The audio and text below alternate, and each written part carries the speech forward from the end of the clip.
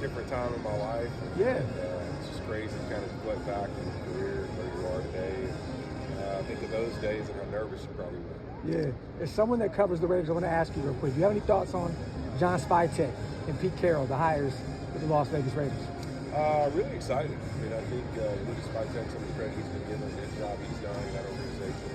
And really just you can hear through word of mouth, the excitement guys have about being around somebody and kind of seeing a vision for what they're going to be one day. And there's a lot of that. And then obviously Pete Carroll, I think it's what that organization needs right now. I think they need a steady leader and a guy who honestly is the epitome of like your energy, your passion, and what you bring every single day has an effect on the people around you. So I'm excited for them because I'm excited to see Pete back in that role. And always somebody that you just have a ton of respect for, the way he does things and what he gets out of his players. I'm sure those guys will have a good time while also chasing and trying to be the best they can absolutely be every single day. Have you gotten the chance to talk to any East-West Shrine Bowl players here this week? I have not. I just got in town, so I actually, as our Amazon season ended with Thursday Night Football, I finally got a chance to, I took the kids with me a couple games this year, but Mama hasn't been out of the house in a long time, so I took Mama out of the house. We went to New York for the weekend. Just kind of did some Broadway and some things she'd want to do for once, and so that was good. It was a good chance. It's like in an NFL season. I feel like we get so busy with Thursday Night Football that when it's over, it's working yourself back in the house and getting back to all the normalcy. So it was good to do that. Now here.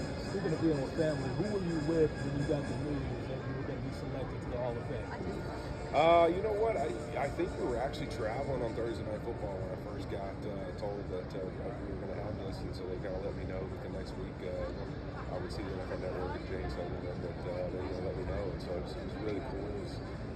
You're in the busyness of the week and getting ready for our games and studying it. And you get this news, and it kind of gets you a chance to pause for a second. I mean, I think that now you spend so much time thinking about the cool memories of playing in the NFL, the things I've gotten to do and be a part of in the community and on the football field and off of it, to reflect back to a time when you had no idea who you really were yet. You just had a passion with no answers and a lot of nervousness about whether you'd ever get to keep playing this game or not. What did your future look like and when was it going to all end?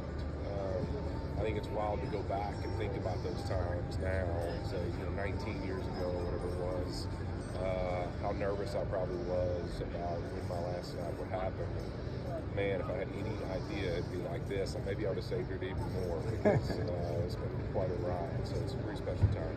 So 19 years ago, the teenage Whit, if you could look into the future and see the career, the accomplishments, championships, where you are now as a broadcaster, what do you think that version of you would say looking at this version?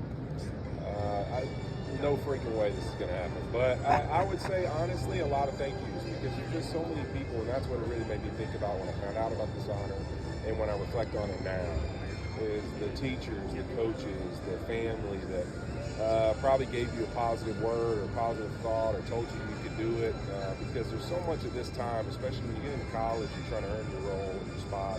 You have that awesome pitch, you're playing college football, and then that ends and you really have no idea what the NFL is like. You have no idea what the opportunities are going to be and whether you're going to stay healthy or whether you're going to get those chances you want. So there's a lot of starting to doubt yourself and question yourself because this time is tough. This isn't always just positive. It's every scout, every person's opinion, saying what you can or can't do. And you got to be real careful, as I always tell young athletes, like in life and in football and everything else, never let someone else's opinions become your reality. And so you got to be careful to ever let somebody set your own limits, like you set those for yourself. And that'll all be dictated off your passion, your effort, and what you're willing to give and grow. And so to me, like when you think of being that age and you think of all those thoughts you had, yeah, you did a lot. But there's obviously a lot of people that probably deserve some credit for the things they poured into you to get you to where you are. What are your thoughts of this quarterbacks class? Shador Sanders, Cam Ward, Jackson Dart. Any thoughts on that? No, I'm excited, man. Listen, every rookie class, the reality of that process is there's a lot of talented football players that come out of college football every year. They're all going to have their own journey and their own way they're going to get there. I think we can look back to just some of these quarterbacks now, whether it be C.J. Stroud that had an unbelievable rookie year, maybe not as good, as exciting as second year, but eventually he came on this year and still got his chance to have a moment in the playoffs. To compare to Bryce Young, who was another guy, right? Like a year ago, everyone's put him away. Like, oh man, he was number one, but now he's nobody, and he's not going to make it. He's not going to all these things. And then he has this rebound this year where now all of a sudden you believe in him again. And And I think the biggest thing there that the lesson is learned with those guys, with every other rookie that's coming to the NFL, like you're all going to have your own journey. Your commitment to that process, your commitment to whether you want to be great, whether you're willing to go through adversity, whether you're willing to go through a time of, man, I don't know who I am, but I'm willing to go kick every door down to find out. That's really what's going to tell the story. So to me, when I look at those guys, it's going to be no different. Some of them are going to have a faster journey than others, but that commitment to put their head down and chase the best version of themselves is really going to define the rest of their life as a player, as a person, and everything else. Just being willing to get back up, reset the pieces, chase it again every single day. That's what it's all about. Some more questions. Talk about telling the story. We're here in Texas, home of the Dallas Cowboys. I got to know your thoughts on the hire of Brian Schottenheimer. How do you think he's going to fare as the Cowboys head coach? Well, I think the biggest thing I would say is probably if you're a Cowboys fan for forever, you know, maybe you're frustrated with a lot of things, and whether it's Jerry Jones or the process of how they did things last year in free agency or over the last 30 years or whatever it is since he's been to the championship, that's not Brian Schottenheimer's problem, and that's not his fault.